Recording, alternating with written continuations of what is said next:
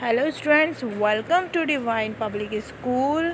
Today we done hard word of our third chapter weather and climate. So let's start. So students, आज हम लोग जो है हमारे third chapter weather and climate के hard words पढ़ेंगे जो हमें हेल्प करेंगे चैप्टर को अच्छे से समझने में, इजी वे में इसको अंडरस्टैंड करने में। सबसे पहला जो वर्ड है वो है वेदर। यानी जब हम चैप्टर स्टार्ट करेंगे तो हमें पहले ये पता होना चाहिए कि हम किसके बारे में पढ़ रहे हैं। तो वह पहले है वेदर वर्सेस क्लाइमेट, यानी वेदर और क्लाइमेट में क्या डिफरेंस है, दोनों में क्या अंतर होता है, इस बारे में हम यहाँ पढ़ेंगे। तो weather hour to hour and day to day condition of the atmosphere. Weather क्या होता है, हर रोज़ और हर घंटे में बदलने वाली जो कंडीशन होती है एटमॉस्फेयर की, वातावरण की, उसे वेदर कहा जाता है। जैसे हमारे यहाँ पे 3 से 4 महीने सर्दी होती है, 3 से 4 महीने गर्मी होती है, फिर बारिश हो जाती है। तो इस तरह से हमारे यहाँ क्या होता है, मौसम जो है थोड़े कुछ दिनों में बदलने लग जाता है। लाइक अभी देखिए बारिश का मौसम चल रहा है तो धूप निकलती है, थोड़ी देर बाद ही बादल हो जाते हैं और कुछ देर बाद बारिश शुरू हो जाती है और फिर कुछ घंटों में आप देखेंगे कि मौसम फिर से खुल जाता है। तो ये जो कंडीशंस होती है इसे वेदर कहा जाता है, यानी मौसम कहा जाता है। नेक्स्ट वर्ड है हमारा क्लाइमेट। क्लाइमेट क्या होता है, average weather condition of a place over long period of time. अब है ना, जो क्लाइमेट है वो क्या होता है, क्लाइमेट को कहते हैं हिंदी में जलवायु। किसी भी जगह की वो एवरेज कंडीशन जो वहाँ पे सामान्यतः रहती है। जैसे हम कश्मीर की बात करते हैं तो कश्मीर में सामान्यतः जो है सर्दी ज़्यादा होती है, ठंडक ज़्यादा रहती है। तो वो हो गई वहाँ की एक एवरेज कंडीशन कि हाँ यहाँ सर्दी ज़्यादा रहेगी, और कुछ इलाके ऐसे होते हैं जहाँ ज़्यादातर गर्मी ही रहती है। तो वो होती है average condition of a place, किसी भी जगह की एवरेज कंडीशन जो वहाँ पे बहुत लंबे समय तक रहती है उसे कहा जाता है क्लाइमेट, यानी वहाँ की जलवायु। फिर है अनक्यूरियस, क्यूरियस और इम्पेशेंट। अनक्यूरियस का मतलब होता है ऐसी कंडीशन जब हमारे अंदर पेशेंस नहीं होता है, हमारे अंदर सब्र नहीं होता है। ठीक है। उसके बाद है स्पेक्युलेटिंग। स्पेक्युलेटिंग मतलब इमेजिन करना, कि कल्पनाएं करना, अटकलें लगाना या विचार करना। उसके बाद है फिडल्स यानी बकवास। एटमॉस्फेयर, एटमॉस्फेयर यानी इन्वायरमेंट, यानी हमारा वायुमंडल, वातावरण। ह्यूमिडिटी, ह्यूमिडिटी का मीनिंग होता है amount of water vapour present in the air.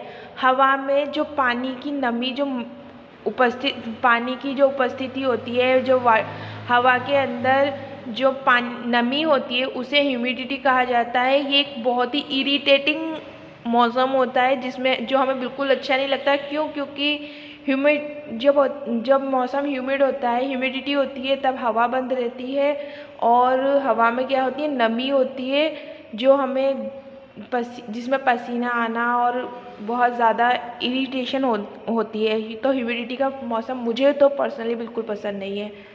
ठीक है। उसके बाद है प्लेजेंट।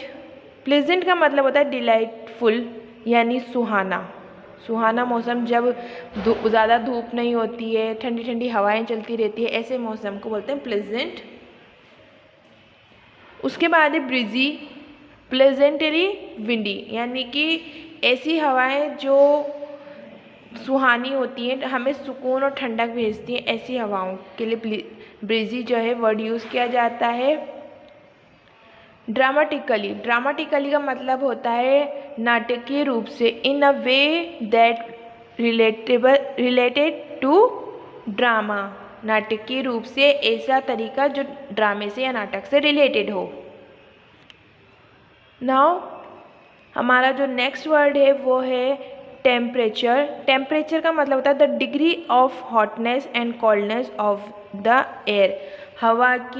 हवा की गर्मी और ठंडक को नापने के लिए जिस डिग्री का या जिस पैमाने का यूज़ किया जाता है उसे टेम्परेचर कहते हैं। इक्वेटर, इक्वेटर को हिंदी में कहते हैं भूमध्य रेखा। इक्वेटर को क्या कहते हैं हिंदी में? भूमध्य रेखा, यानी कि हमने हमारे लास्ट चैप्टर में पढ़ा था equator is a imaginary line which divide the earth into 2 equal part. ये क्या करती है? अर्थ को 2 बराबर भागों में बांटती है, इसलिए इसे भूमध्य रेखा कहा जाता है, यानी कि अर्थ की बिल्कुल बीचों बीच से गुजरने वाली रेखा। Heat zone. हीट जोन का मीनिंग होता है different zone of earth with different climate. अलग अलग क्लाइमेट्स के साथ अलग अलग जो जोन होते हैं अर्थ के, यानी कि पृथ्वी के अलग अलग हिस्से जिनका जो क्लाइमेट है, जो टेम्परेचर है, अलग अलग होता है, उन्हें हीट जोन्स कहा जाता है। जिसमें जो फर्स्ट जोन है वो है टॉरिड जोन। टॉरिड जोन होता है the hot central belt of the earth bounded by the tropic of cancer and tropic of Capricorn.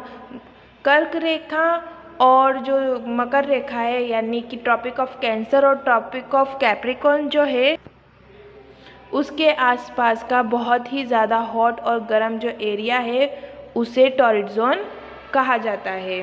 तो स्टूडेंट, हमने जब हमारे लास्ट चैप्टर में लैटिट्यूड लॉन्गिट्यूड पढ़े थे, उसमें हमने कैप्रिकॉर्न और ट्रॉपिक ऑफ कैप्रिकॉर्न और ट्रॉपिक ऑफ कैंसर के बारे में पढ़ा था। तो इन दोनों रेखाओं के आसपास का जो एरिया जो बहुत ज़्यादा गर्म होता है उससे टॉरिड जोन में लिया जाता है। नेक्स्ट है हमारा फ्रीज जोन, यानी उन्मूल क्षेत्र। ये फ्रीज जोन का मीनिंग होता है ठंडा एरिया। जो नॉर्थ पोल और साउथ पोल के आसपास का एरिया होता है उसे फ्रीज जोन में रखा जाता है। Temperate zone the 2 belt of latitude between torrid and freeze zone. Temperate zone जो है टॉरिड जोन और फ्रीज जोन के बीच का एरिया होता है दोनों हेमिस्फीयर में। अब ये याद रखिएगा, टॉरिड जोन, फ्रीज जोन और टेम्परेट जोन, ये तीनों ही जोन जो है दोनों हेमिस्फीयर, नॉर्थ हेमिस्फीयर और साउथ हेमिस्फीयर दोनों में इंक्लूड होते हैं, दोनों में आते हैं। Moderate climate. मॉडरेट क्लाइमेट में होता है every climate feature will be medium, यानी कि मौसम का हर एक फीचर, चाहे हवा हो, ठंडक हो, गर्मी हो, ये सब क्या है? मीडियम होता है। ना तो बहुत ज़्यादा गर्मी होती है, ना बहुत ज़्यादा ठंडक होती है, और ना ही बहुत ज़्यादा हवा चल रही होती है, ना बारिश होती है। तो ऐसे मौसम को मॉडरेट क्लाइमेट कहा जाता है, जिसे हम नॉर्मली देखें तो सुहाना या ऐसा मौसम जो खुशगवार होता है। दूसरा, extreme climate, unexpected unusual weather, यानी कि ऐसा मौसम जिसकी उम्मीद नहीं की जाती हो। जैसे बहुत ज़्यादा बारिश, एकदम से अच्छा मौसम है और एकदम से बहुत तेज़ बारिश हो जाती है, तो उसे हम कहते हैं अनएक्सपेक्टेड, यानी एक्सट्रीम, यानी कि बहुत ज़्यादा अत्यधिक। Sea breeze. सी ब्रीज का मतलब होता है a breeze blowing toward the land from the sea. समुद्र से भूमि की या ज़मीन की तरफ आने वाली जो हवाएं होती हैं उन्हें सी ब्रीज कहा जाता है। Ocean current. ओशन करंट मतलब जो समुद्री लहरें होती हैं उनके चलने का एक जो तरीका होता है, जो ज़मीन का वाइब्रेशन करता है और फिर उससे जो करंट होता है उसे ओशन करंट कहा जाता है। मतलब जो समुद्री लहरें होती हैं जब वो ज़मीन से टकराती हैं तो जो वाइब्रेशन कंपन पैदा होता है उसे ओशन करंट कहते हैं। Directed movement of sea wet water, पानी के बहाव, जो समुद्र का पानी है उसके बहाव का जो डायरेक्टिव मूवमेंट, यानी एक निर्देशित चलने का जो तरीका है उसका वो। Altitude, height about the mean sea level, a height about the mean sea level, समुद्र तट से ऊंचाई को एल्टीट्यूड कहा जाता है। समुद्र तट से जो है समुद्र से ज़मीन की जो ऊंचाई होती है उसको कहा जाता है एल्टीट्यूड।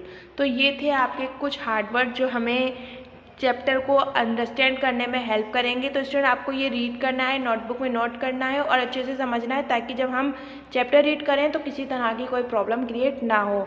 अगर वीडियो पसंद आए तो लाइक करना, चैनल को सब्सक्राइब करना और अपना ख्याल रखना। Take care and bye bye.